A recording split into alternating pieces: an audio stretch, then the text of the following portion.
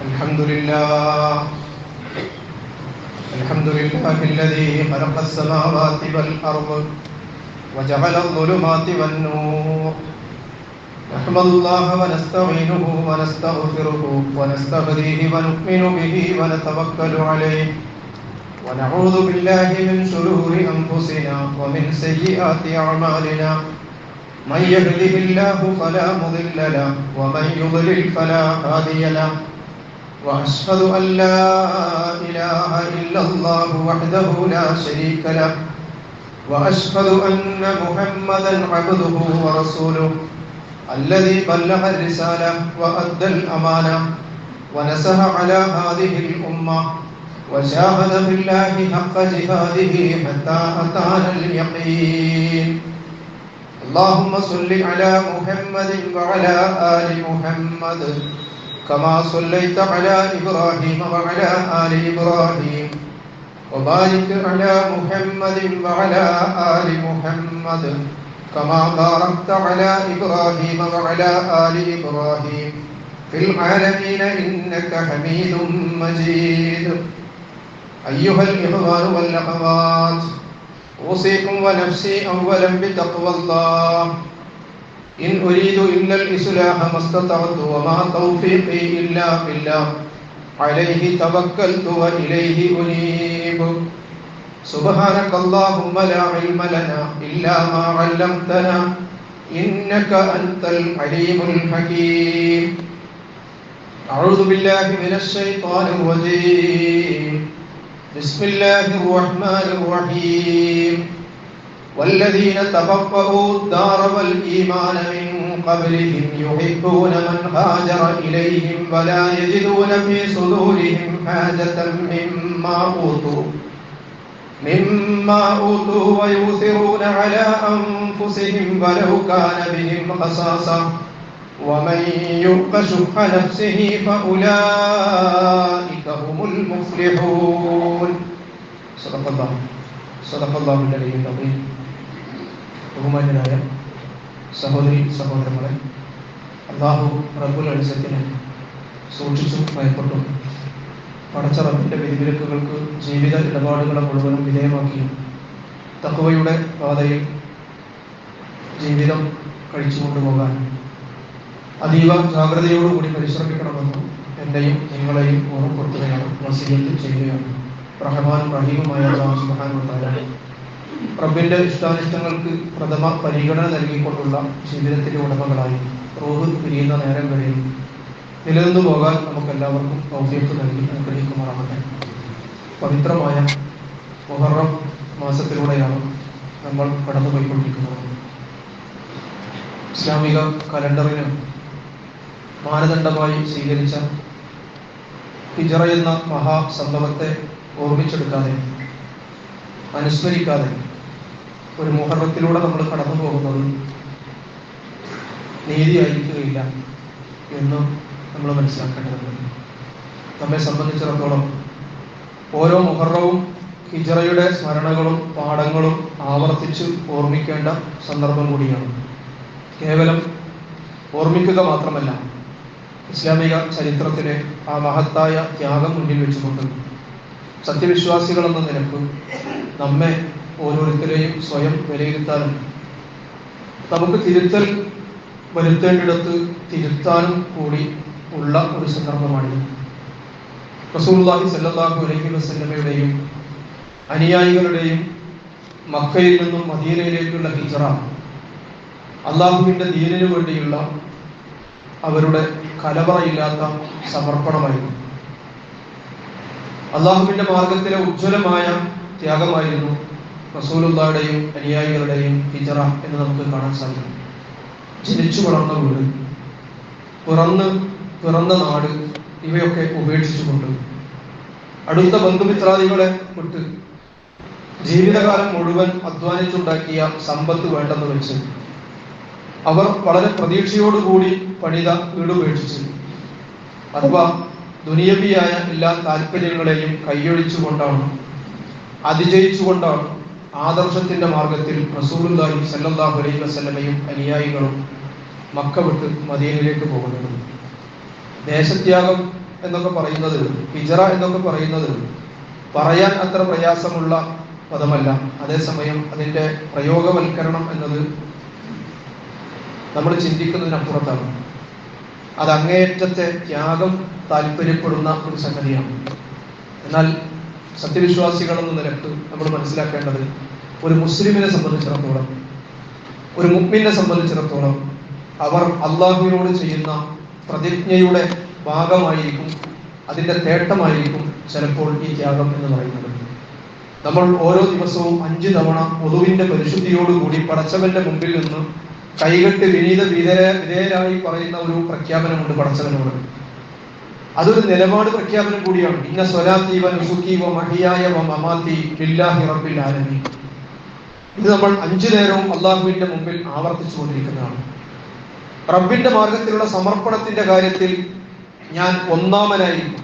വ അന അവ്വലുൽ മുസ്ലിമീൻ, അല്ലെങ്കിൽ ഇബ്രാഹിം നബി അലൈഹി ഇസ്ലാമിന്റെ ഒരു പ്രഖ്യാപനമാണ് സൂറത്ത് അൻആമിൽ അതിൽ നമ്മൾ കാണുന്നത്. ആ ആയത്തിൽ നിന്നാണ് ഈ പ്രതിജ്ഞ വരുന്നത്. വ അന അവ്വലുൽ മുസ്ലിമീൻ. എന്റെ നമസ്കാരവും എന്റെ മറ്റെല്ലാ ത്യാഗപരിശ്രമങ്ങളും മാത്രമല്ല, എന്റെ ജീവിത മകിനവും എന്റെ മരണവും മഹിയായ മമാതി എന്നാണ്. ജീവിതവും മരണവും എന്ന് പറഞ്ഞാൽ പിന്നെ അതിൽ നിന്നൊന്നും ഒഴിവാകുന്നില്ല. ഇത് മുഴുവനും ലോകരക്ഷിതാവായ അള്ളാഹുവെ നിനക്കുള്ളതാണ്. ആ പ്രതിജ്ഞയാണ് വിശ്വാസികളായ നമ്മൾ അള്ളാഹുവിനോട് 5 നേരവും സമ്മതിച്ച് ആവർത്തിച്ച് പറഞ്ഞുകൊണ്ടിരിക്കുന്നത്.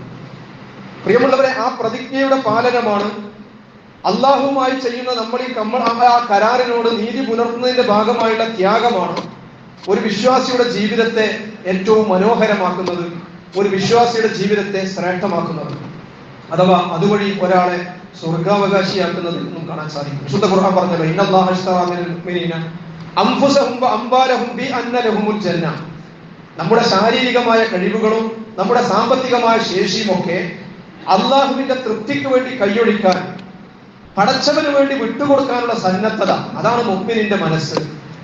അതാണ് സ്വർഗത്തിന് നമ്മളെ അർഹമാക്കുന്ന നമ്മുടെ മനസ്സ് എന്ന് പറയുന്നത്. ലാ യസ്തവി അസ്ഹാബുൻ നാരി വ അസ്ഹാബുൽ ജന്ന, അസ്ഹാബുൽ ജന്നത്തി ഹുമുൽ ഫായിസൂൻ. വിശുദ്ധ ഖുർആൻ അടിവരയിടുന്ന സംഗതിയാണ്. സ്വർഗാവകാശിയും നരകാവകാശിയും ഒരിക്കലും തുല്യമാവുക സാധ്യമല്ല. ഭൗതിക മാനദണ്ഡങ്ങളല്ല വിജയപരാജയത്തിന്റെ അടിസ്ഥാനം. അസ്ഹാബുൽ ജന്നത്തി ഹുമുൽ ഫായിസൂൻ. ആരാണോ ജീവിതത്തിൽ അള്ളാഹുവിന്റെ മാർഗത്തിൽ ത്യാഗ പരിശ്രമങ്ങൾക്ക് തന്നെ വിട്ടുകൊടുത്തുകൊണ്ട് ആരാണോ സ്വർഗാവകാശിയായിത്തീരുന്നത്, ഉലായിക ഹുമുൽ ഉലായിക അസ്ഹാബുൽ ജന്നത്തി ഹുമുൽ ഫായിസൂൻ. അങ്ങനെ സ്വർഗാവകാശിയാകുന്നവരാണ് യഥാർത്ഥത്തിലുള്ള വിജയം കരസ്ഥമാക്കുന്നത്. പ്രിയമുള്ളവരെ, ആ സ്വർഗം പകരമായി നൽകാമെന്ന് അള്ളാഹ് ഉറപ്പ് നൽകിക്കൊണ്ടാണ് സത്യവിശ്വാസികളുമായി ഒരു കരാർ അള്ളാഹു നൽകുന്നത്. ബി അന്ന ലഹുമുൽ ജന്ന. വിശ്വാസികളുടെ സാമ്പത്തികമായ ശേഷിയും ശാരീരികമായ കഴിവുകളും അള്ളാഹ് വാങ്ങുകയാണ്, പടച്ചവൻ വാങ്ങിയിരിക്കുകയാണ്. ബി അന്ന ലഹുമുൽ ജന്ന, സ്വർഗത്തിന് പകരമായി. ശുദ്ധ ഖുർആൻ പറയുന്നത്, വമിനന്നാസി മൻ യശ്രി നഫ്സഹു ഉബ്തിഗാഅ മർളാത്തില്ലാ. തമ്പുരാന്റെ പൊരുത്തത്തിന് വേണ്ടി സ്വന്തത്തെ തന്നെ സമർപ്പിച്ചവർ. വല്ലാഹു റഊഫും ബിൽ ഇബാദ്. അത്തരം അടിയാറുകളുടെ കാര്യത്തിൽ അള്ളാഹു ഏറെ ഉദാരനാണ്. അങ്ങനെ സമർപ്പിച്ച ഒരു വിഭാഗം, അള്ളാഹുവിന് വേണ്ടി ജീവിതത്തിലെ എല്ലാം വിട്ടുകൊടുത്ത വിഭാഗം, സ്വന്തം നാടും വീടും വിഭവങ്ങളും ഒക്കെ പടച്ചവന് വേണ്ടി, അള്ളാഹുവിന്റെ ദീനിന് വേണ്ടി ഉപേക്ഷിക്കേണ്ടി വന്ന ഒരു ചരിത്ര സന്ദർഭത്തിൽ ആ ത്യാഗത്തിന് സന്നദ്ധമായതിന്റെ മനോഹരമായ ഒരു ചിത്രമാണ് പ്രിയമുള്ളവരെ റസൂലുള്ളാഹിന്റെയും സഹാബികളുടെയും ഹിജറ നമുക്ക് പകർന്നു നൽകുന്നത്. ആ ത്യാഗം എത്ര ഉജ്ജ്വലമായിരുന്നു എന്ന് നമുക്ക് ബോധ്യപ്പെടുക പ്രവാചകന്റെ കൂടെ മദീനയിലേക്ക് പോയ സഹാബികളുടെ സ്ഥാനത്ത് നമ്മുടെയൊക്കെ ജീവിതത്തെ നമ്മൾ സങ്കല്പിച്ചു നോക്കുമ്പോഴാണ്. അവർ ചെയ്ത അതേ പ്രതിജ്ഞ പടച്ചവനോട് ചെയ്തവരാണല്ലോ ഞാനും നിങ്ങളുമൊക്കെ. നമ്മളൊക്കെ 5 നേരവും അള്ളാഹുവിനോട് പ്രതിജ്ഞ ആവർത്തിച്ചുകൊണ്ടിരിക്കുന്നവരാണ്. ത്യാഗം എന്ന വാക്ക് കേവലം 2 അക്ഷരം മാത്രമാണ്. ത്യാഗം എന്ന വാക്ക് കേവലം 2 അക്ഷരം മാത്രമാണ്. പക്ഷെ അതിന്റെ ആശയം, അത് പ്രയോഗവൽക്കരിക്കാനുള്ള പ്രയാസം എന്ന് പറയുന്നത് അങ്ങേയറ്റം കടുത്തതാണ്. അള്ളാഹുവും അവന്റെ ദീനും, പടച്ചവനും ദീനും എല്ലാറ്റിനേക്കാളും ഒരാൾക്ക് പരമപ്രധാനമായി തീരുക, അള്ളാഹും അവന്റെ ദീനും ഒരാൾക്ക് എല്ലാറ്റിനേക്കാളും പ്രിയപ്പെട്ടതായി തീരുമ്പോ ദുനിയവിയായ ദൗർബല്യങ്ങളെ അതിജീവിക്കാൻ ഒരാൾക്ക് കഴിയും എന്നുള്ളതാണ്. കാരണം ദുനിയവിയായ ഒരുപാട് ദൗർബല്യങ്ങളിൽ കെട്ടുപിടഞ്ഞു കിടക്കുന്ന നമ്മുടെ മനസ്സ്, നമ്മുടെ ജീവിതവും അങ്ങനെ തന്നെയാണ്. നമ്മുടെ വീട്, നമ്മുടെ നാട്, നമ്മുടെ കുടുംബം, നമ്മുടെ തൊഴിൽ, കച്ചവടം, കൃഷി, ഇതിൽ നിന്നൊക്കെ മാറ്റി നിർത്തിക്കൊണ്ട് നമുക്ക് നമ്മുടെ ജീവിതത്തെ സങ്കല്പിക്കാൻ പോലും ആകുമോ? നമ്മൾ ആലോചിച്ച് നോക്കിയേ. നമ്മുടെ നാട് നമുക്കൊരു ദൗർബല്യമാണ്. അല്ലെ? നമ്മുടെ സ്വന്തം നാട്ടിൽ എത്തിച്ചേരുക എന്നത് നമ്മുടെ ഒരു വലിയ പ്രതീക്ഷയും ആഗ്രഹവുമാണ്. അതുകൊണ്ടാണ് നമ്മൾ എവിടെ പോയാലും, എത്ര ആകർഷകമായ സ്ഥലത്താണ് നമ്മൾ ചെന്നതെങ്കിലും സ്വന്തം നാട്ടിലേക്ക് മടങ്ങാനുള്ള ഒരു പ്രവണത, ഒരു വല്ലാത്തൊരു ടെൻഡൻസി, ഒരു വല്ലാത്തൊരു അഭിനിവേശം നമുക്കൊക്കെ ഉണ്ടാകും. ഗൾഫിൽ പോകുന്നവരെ സംബന്ധിച്ചിടത്തോളം അവർക്കത് വേഗം മനസ്സിലാവും. നമ്മുടെ നാട് വിട്ട് മറ്റൊരു നാട്ടിലെത്തി ടൗണിൽ നിന്നും കുറച്ച് മാറി ജോലി ചെയ്യുന്ന ഒരു സമയത്ത് അവിചാരിതമായി നമ്മുടെ നാട്ടുകാരനെ ഒരാളെ കണ്ടുമുട്ടിയാൽ നമ്മൾ അനുഭവിക്കുന്ന ഒരു സന്തോഷമുണ്ട്, ഒരു ആനന്ദമുണ്ട്.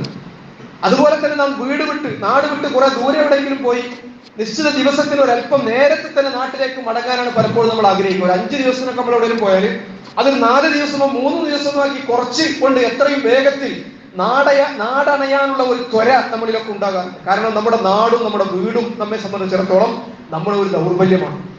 നമ്മൾ പുറം ലോകത്തിറങ്ങിൽ നമ്മൾ ചെല്ലുന്നിടത്ത് എത്ര തന്നെ സൗകര്യങ്ങളുണ്ടെങ്കിലും നമ്മുടെ വീട്ടിൽ നമ്മൾ ഒരു വല്ലാത്ത ആനന്ദം അനുഭവിക്കുന്നുണ്ട്.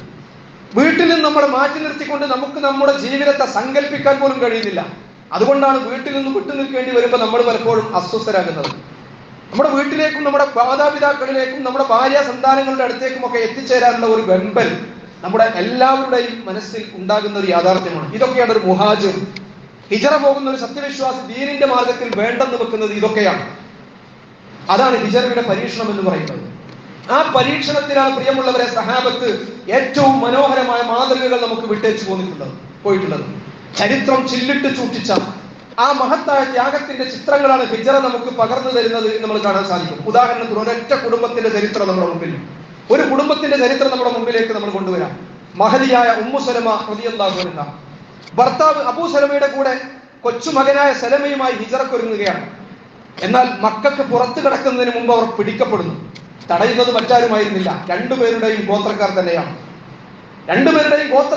അവരുടെ തടയുന്നത്. ഉമ്മു സലമയുടെ ബനു മഖ്സൂം ഗോത്രക്കാരും അബൂ സലമയുടെ അബ്ദുൽ അസദ് ഗോത്രക്കാരും കൂടി ഇവരെ ഹിജറയിൽ നിന്ന് തടയുകയാണ്. ഉമ്മു സലമയുടെ ഗോത്രക്കാർ പറയുന്നത്, അബൂ സലമ നിനക്ക് വേണമെങ്കിൽ നിന്റെ ഇഷ്ടം പോലെ മക്ക വിട്ടുപോയിക്കൊള്ളു, പക്ഷേ ഞങ്ങളുടെ ഗോത്രക്കാരിയായ ഞങ്ങളുടെ പെണ്ണിനെ ഞങ്ങൾ ഒരിക്കലും വിട്ടുതരികയില്ല. അങ്ങനെ അബൂ സലമയിൽ നിന്നും ഉമ്മു സലമ വേർപിരിക്കപ്പെടുകയാണ്. അവർ പിടിച്ചിറക്കുകയാണ്. കുതിരപ്പുറത്ത് നിന്നും ഉമ്മു സലമയെ പിടിച്ചിറക്കുകയാണ്. അപ്പൊ മറുഭാഗത്ത് അബൂ സലമയുടെ ബന്ധുക്കൾ അബ്ദുൽ അസദ് ഗോത്രത്തിൽപ്പെട്ടവർ പറയുന്നത്, ഞങ്ങളുടെ ഗോത്രത്തിൽപ്പെട്ട ഒരാളുടെ ഭാര്യയെ നിങ്ങൾ പിടിച്ചു വെക്കുകയാണല്ലോ, അങ്ങനെയാണെങ്കിൽ ഞങ്ങൾക്കൊരു അവകാശമുണ്ട്, കാരണം കുഞ്ഞ് ഞങ്ങൾക്ക് അവകാശപ്പെട്ടതാണ്. അതുകൊണ്ട് കുഞ്ഞിനെ വിട്ടുതരാൻ ഞങ്ങൾ സന്നദ്ധരല്ല, നീ വേണമെങ്കിൽ ഒറ്റയ്ക്ക് പോയിക്കോ, കുഞ്ഞിനെ ഞങ്ങൾ കൊണ്ടുപോവുകയാണെന്ന് പറഞ്ഞുകൊണ്ട് അബ്ദുൽ അസദ് ഗോത്രം കൈക്കുഞ്ഞായ സലമയെ പിടിച്ചു കൊണ്ടുപോവുകയാണ്. പ്രിയമുള്ളവരെ, അങ്ങനെ രണ്ടുപേരുടെയും ഗോത്രക്കാർ തമ്മിൽ ഈ കുഞ്ഞിന് വേണ്ടി പിടിവലി കൂടി എന്നാണ് ചരിത്രം പറയുന്നത്. ഹിജറയുടെ ഒരു മനോഹരമായ ചിത്രം, ഒരു ത്യാഗത്തിന്റെ ചിത്രം. ഒരുപാട് അപൂർവതകളിൽ ഒന്ന് മാത്രമാണത്. അങ്ങനെ സലമ എന്ന കുഞ്ഞിനെ 2 ഗോത്രങ്ങളിൽ നിന്നുള്ള ആളുകൾ അങ്ങോട്ടും ഇങ്ങോട്ടും പിടിച്ചു വലിച്ചിട്ട് ആ കുഞ്ഞിന്റെ കൈയിന്റെ കുഴ തെറ്റിയതായി ചരിത്രം പറയുകയാണ്. സലമ എന്ന കുഞ്ഞ് വികലാംഗനായി മാറിയതായി ചരിത്രം നമുക്ക് പഠിപ്പിച്ചു തരികയാണ്. അങ്ങനെ അള്ളാഹുവിന്റെ മാർഗത്തിൽ ഇറങ്ങിത്തിരിച്ച ഒരു കുടുംബം, ഹിജറക്ക് പുറപ്പെട്ട ഒരു കുടുംബം വഴിയിൽ വെച്ച് അനാഥമാവുകയാണ്, ചിതറിപ്പോവുകയാണ്. 3 ഭാഗത്തേക്ക് 3 പേർ 3 ദിശകളിലേക്ക് പിരിഞ്ഞു പോവുകയാണ്. അബൂ സലമ മദീനയിലേക്ക് പോകുന്നു, ഉമ്മു സലമയെ അവരുടെ ഗോത്രക്കാർ പോകുന്നു, അതുപോലെ തന്നെ കൊച്ചുകുട്ടിയായ സലമയെ അബ്ദുൽ അസദ് ഗോത്രക്കാർ കൊണ്ടുപോവുകയാണ്. നമ്മൾ ആലോചിച്ച് നോക്കുക, അള്ളാഹുവിന്റെ മാർഗത്തിൽ ഹിജറക്കൊരുങ്ങിയ ഒരു കുടുംബം, ആ മാർഗത്തിൽ അവർ അനുഭവിക്കേണ്ടി വന്ന പരീക്ഷണത്തിന്റെ ദുഃഖകരമായ കാഴ്ചയാണ്. ഇതുപോലെ ഒരുപാട് അനുഭവങ്ങൾ നമുക്ക് കാണാൻ സാധിക്കും. وأبناؤكم وإخوانكم وأزواجكم وعشيرتكم وأموال اقترفتموها وتجارة تخشون كسادها ومساكن ترضونها أحب إليكم من الله ورسوله. അല്ലാഹുവിന്റെ ദീനിന്റെ മാർഗത്തിൽ എല്ലാ ദൗർബല്യങ്ങളെയും അതിജയിക്കാൻ കഴിയണം മുഅ്മിനുകൾക്ക് എന്നാണ് വിശുദ്ധ ഖുർആൻ നമ്മളെ പഠിപ്പിക്കുന്നത്.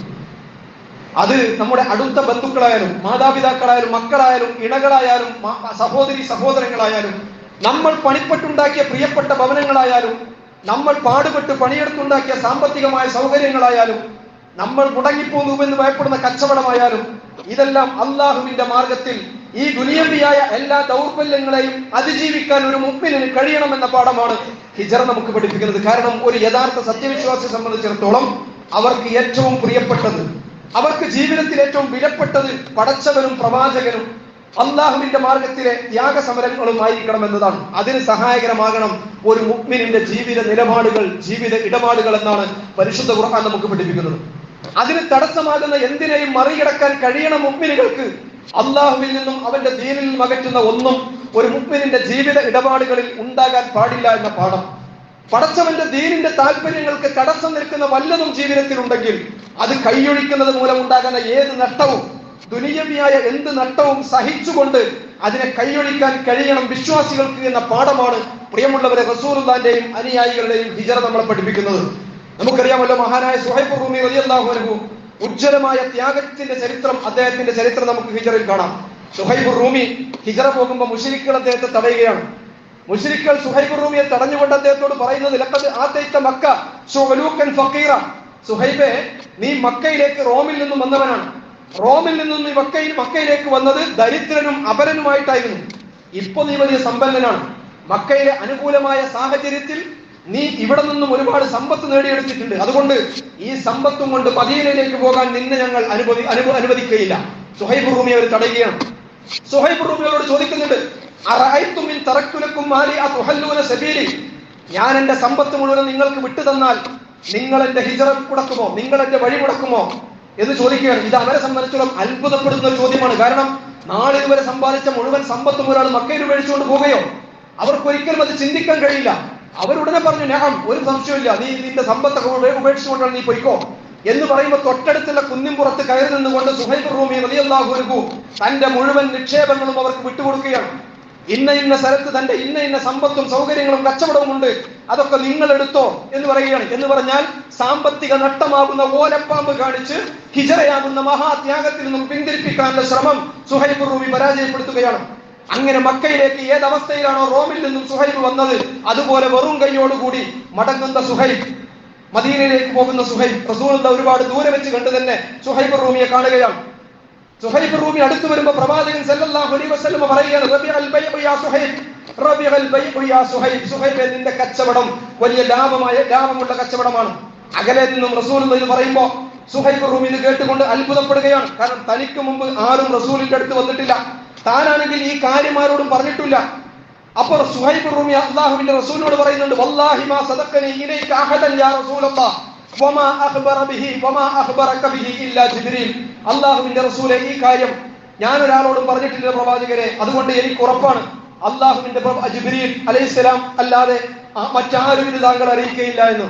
ആകാശ ലോകത്തു നിന്നും അല്ലാഹു സുബ്ഹാനഹു വ തആല സുഹൈബ് റൂമിയുടെ ത്യാഗത്തിന്റെ മഹോന്നതമായ ആ ഒരു അവസ്ഥയെ ശക്തിപ്പെടുത്തിക്കൊണ്ട് അതിനെ അംഗീകരിച്ചുകൊണ്ട് ആകാശ ലോകത്തു നിന്നും അല്ലാഹു വഹി ജിബ്രീൽ അലൈഹിസ്സലാം മുഖേന റസൂലുള്ളാഹിക്ക് ഇറക്കുകയാണ്. വമിനൻ നാസി മൻ യശ്രി നഫ്സഹു ബിത്തിഹാ അമർലാത്തില്ലാഹ് വല്ലാഹു റഊഫും ബിൽ ഇബാദ്, അല്ലാഹുവിന് വേണ്ടി സ്വന്തത്തെ വിറ്റവരുണ്ടല്ലോ, അല്ലാഹുവിന് വേണ്ടി സ്വന്തത്തെ വിറ്റവരുണ്ടല്ലോ, അവരുടെ അല്ലാഹു സുബ്ഹാനഹു വ തആല അവരുടെ കാര്യത്തിൽ അത്യുദാരനാണ് എന്ന് സുഹൈബ് റൂമിയെ ത്യാഗത്തെ സത്യപ്പെടുത്തിക്കൊണ്ട് അർശ് പോലും ചർച്ച ചെയ്യുകയാണ്. പ്രിയമുള്ളവരെ, വേറെയും ഒരുപാട് പാഠങ്ങൾ ഹിജറ വിശ്വാസികൾക്ക് പകർന്നു തരുന്നുണ്ട് എന്ന് മനസ്സിലാക്കണം.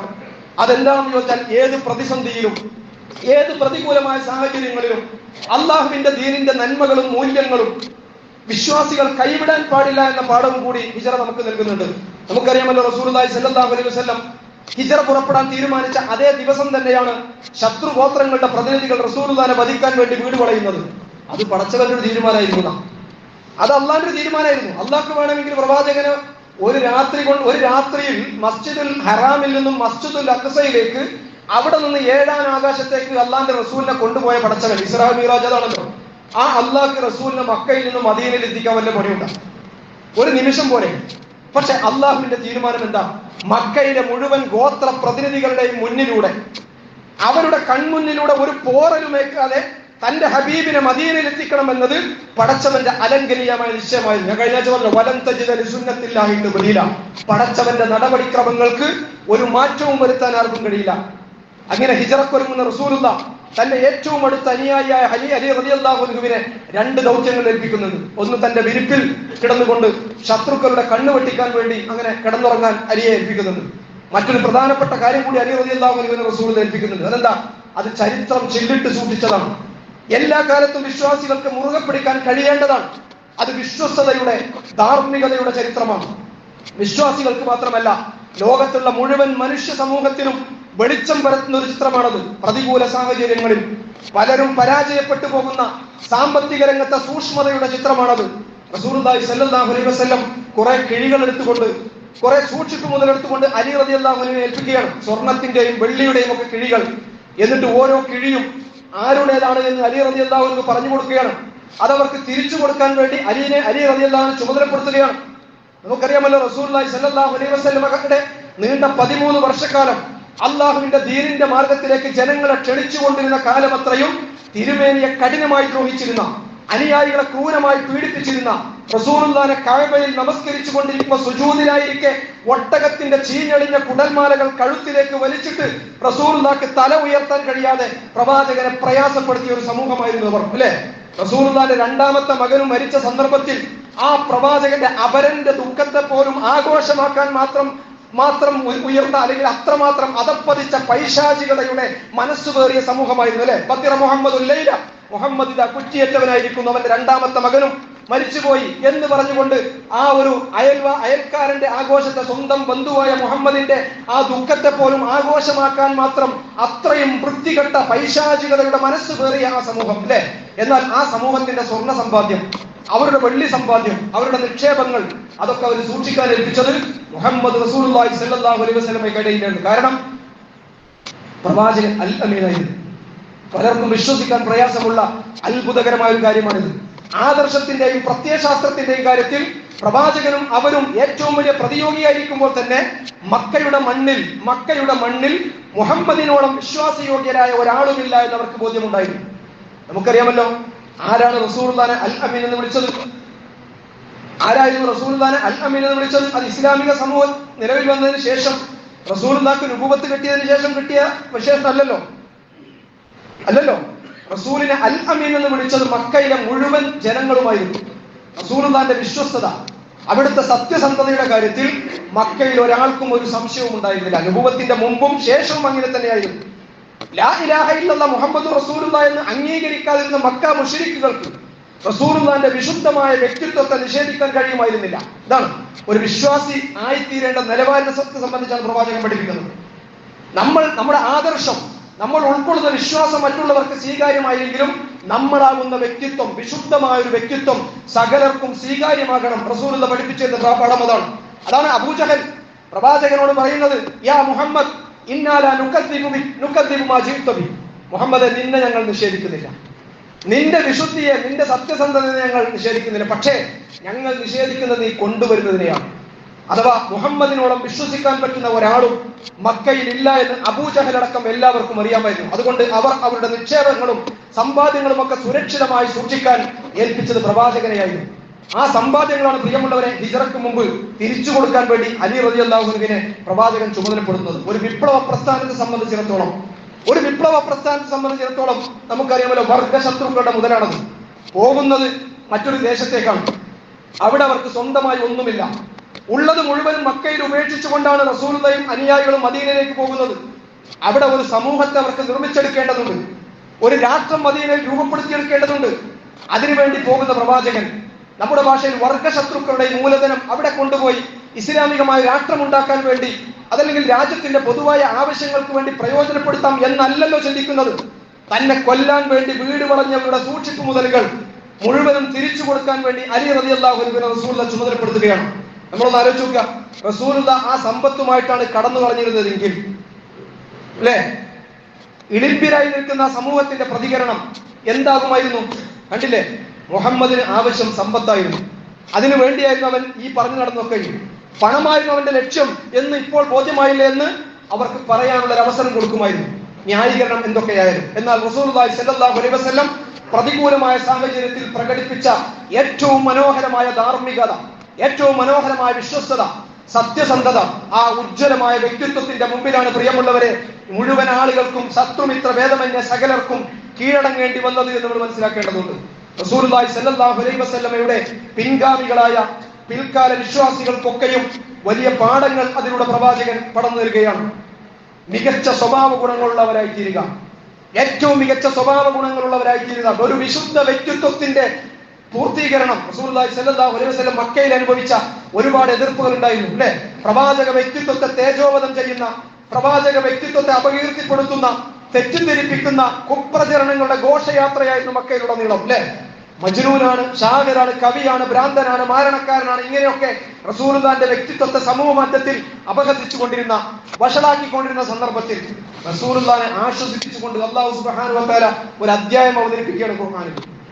സൂറത്തുൽ ഖലം, നൂൻ വൽ ഖലമി വമാ യസ്തുറൂൻ മാ അൻത ബിനിഅമതി റബ്ബിക ബിമജ്നൂൻ വഇന്ന ലക ലഅജ്റൻ ഗൈറ മംനൂൻ വഇന്നക ലഅലാ ഖുലുഖിൻ അദീം. പ്രവാചകരെ, ഇവരെന്തൊക്കെ താങ്കളെ പറ്റി പറഞ്ഞാലും, എങ്ങനെയൊക്കെ ഇവർ താങ്കളുടെ വിശുദ്ധ വ്യക്തിത്വത്തെ എങ്ങനെയൊക്കെ തെറ്റിദ്ധരിപ്പിക്കാൻ ശ്രമിച്ചാലും താങ്കൾ അതിലൊന്നും മനസ്സിടിഞ്ഞവനാകേണ്ടതില്ല. കാരണം വഇന്നക ലഅലാ ഖുലുഖിൻ അദീം, താങ്കൾ ഏറ്റവും മികച്ച സ്വഭാവ ഗുണങ്ങളുള്ളവനാണ്. താങ്കൾ ഏറ്റവും പടച്ചവൻ നൽകുന്ന സർട്ടിഫിക്കറ്റാണ്.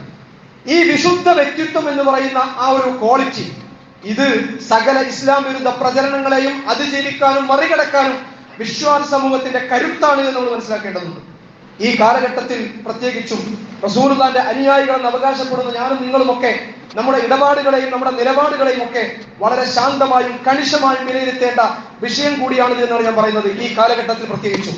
കാരണം മറ്റുള്ളവന്റെ കയ്യിലുള്ള പണം എങ്ങനെ അധ്വാനം കൂടാതെ കൈവശപ്പെടുത്താമെന്ന കാര്യത്തിൽ ഓരോരുത്തരും ഇജ്തിഹാദ് നടത്തിക്കൊണ്ടിരിക്കുന്ന ഒരു കാലഘട്ടത്തിൽ റസൂലുള്ളാഹി സ്വല്ലല്ലാഹു അലൈഹി വസല്ലമ ഉയർത്തിപ്പിടിച്ച സത്യസന്ധതയുടെ, വിശ്വസ്തതയുടെ ആ ഒരു പാഠമുണ്ടല്ലോ, അത് നമ്മുടെ ജീവിതത്തിലേക്ക് കൊണ്ടുവരാൻ, നമ്മുടെ ജീവിതത്തിലേക്ക് പറിച്ചു നടാൻ നമുക്ക് കഴിയുന്നുണ്ടോ എന്ന് ഞാനും നിങ്ങളും ആത്മപരിശോധന നടത്തി നോക്കാൻ കഴിയേണ്ടതുണ്ട്.